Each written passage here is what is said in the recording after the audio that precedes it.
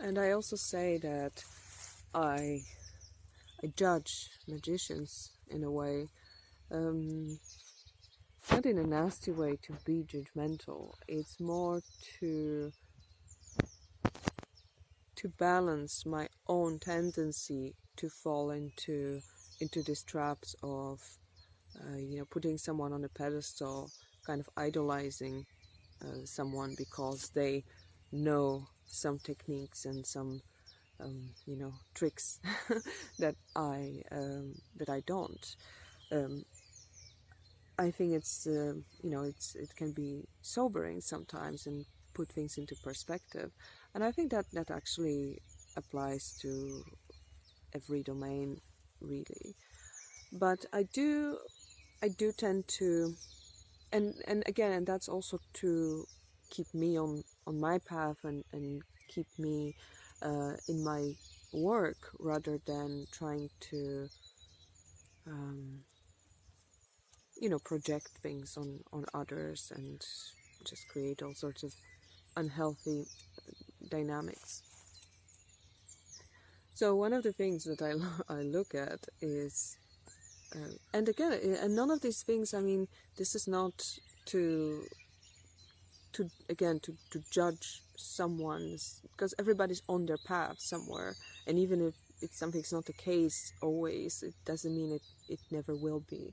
So everybody's got their own struggles and things that I might not know about or whatever, and still, um, not everyone I have some, like, deep connection with to know all ins and outs. It's more about um, working with my own projections and my own shortcomings. So I do, I do pay attention whether someone is just living a magical life.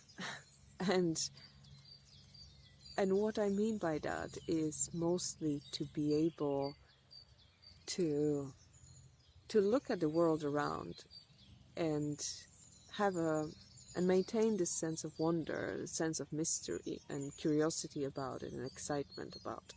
This is something I highly value in myself, and I cultivate it actively, and I also value it in other people, and it's very something that resonates very deeply, and something I connect with, and like a ground on which I connect deeply with people.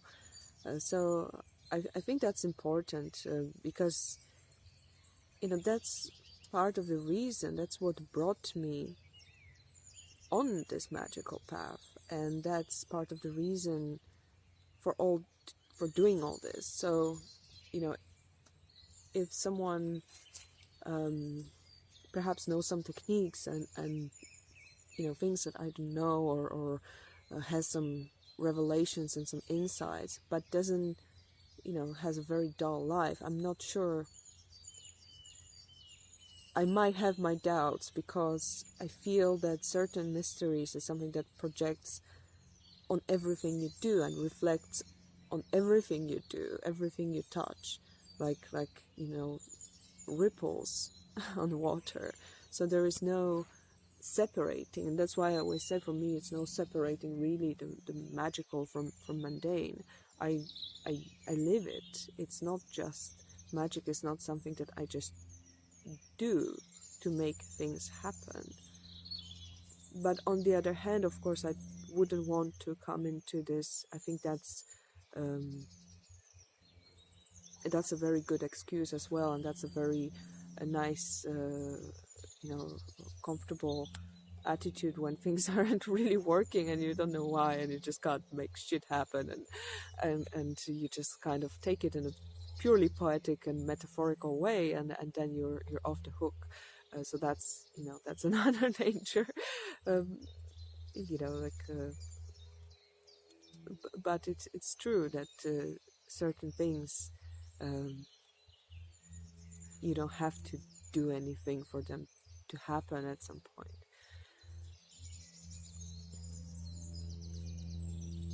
You just have to know where to look for them. It's more about that. It's more about tuning yourself into the reality that has to happen, because also it's not about just getting stuff you want, isn't it? So that's a whole other philosophical discussion about the nature of desires and validity of our desires, and how it evolves when you do things.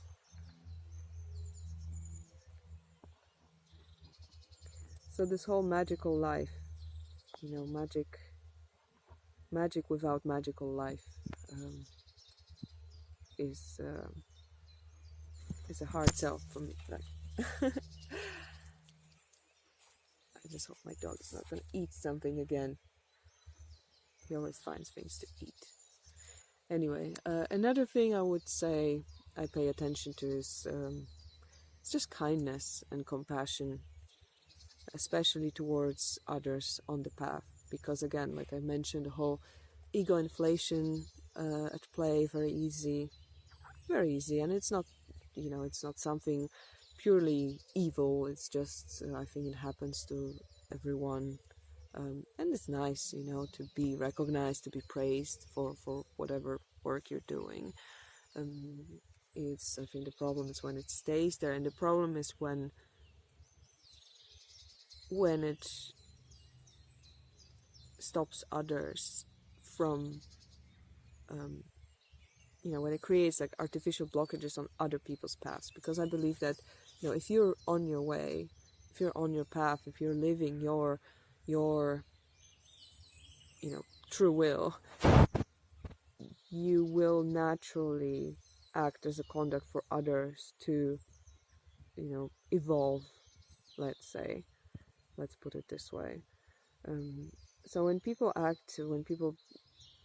of make a point to be arrogant and lack compassion and understanding, because somebody hasn't read that book or doesn't have that a level of I don't know, it's not initiated into some secret orders or whatever. If you're on your path, then others, this is not a race. There's enough for everyone. There's enough God for everyone, isn't there, Loki? There's enough enlightenment for everyone. So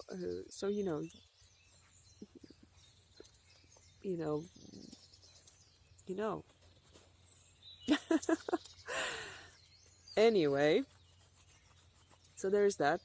I also think that this is bollocks, basically, to being difficult for no reason for people who are genuinely seeking advice or help. Although I understand, of course, they can be irritated when you get the same questions every day for something that one can easily Google. Yeah, I get that, but that's not what I'm talking about. Because then the question arises, why are you doing all this? What is that only to kind of amass things around you? It kind of also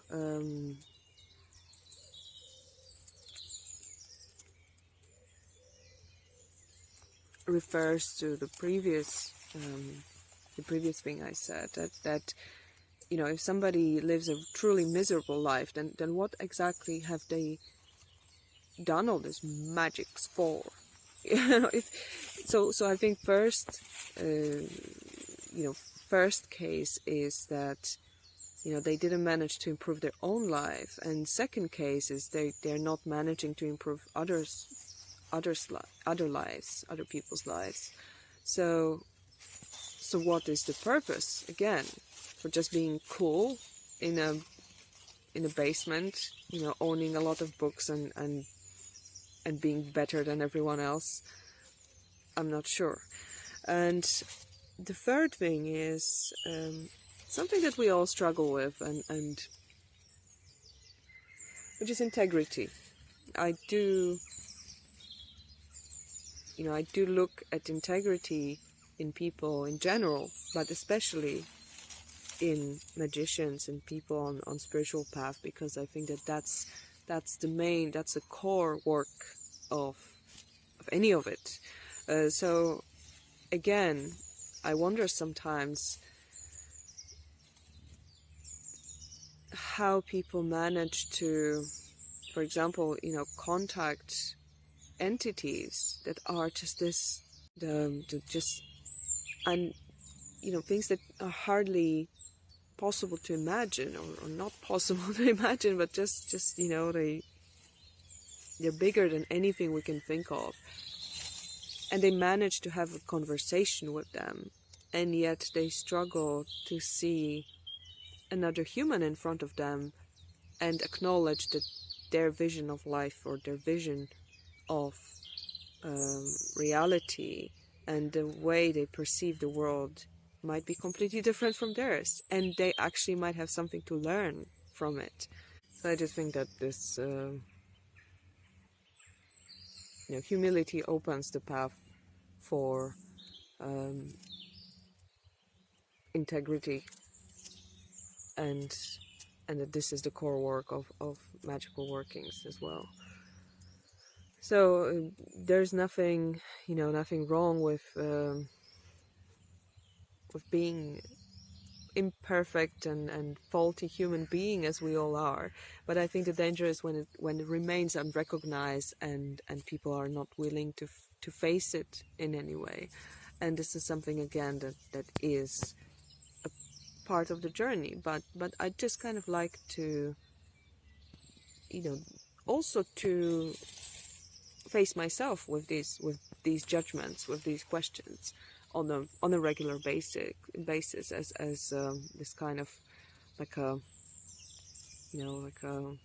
spiritual MOT or something. just knowing where I stand, where I am, perhaps some kind of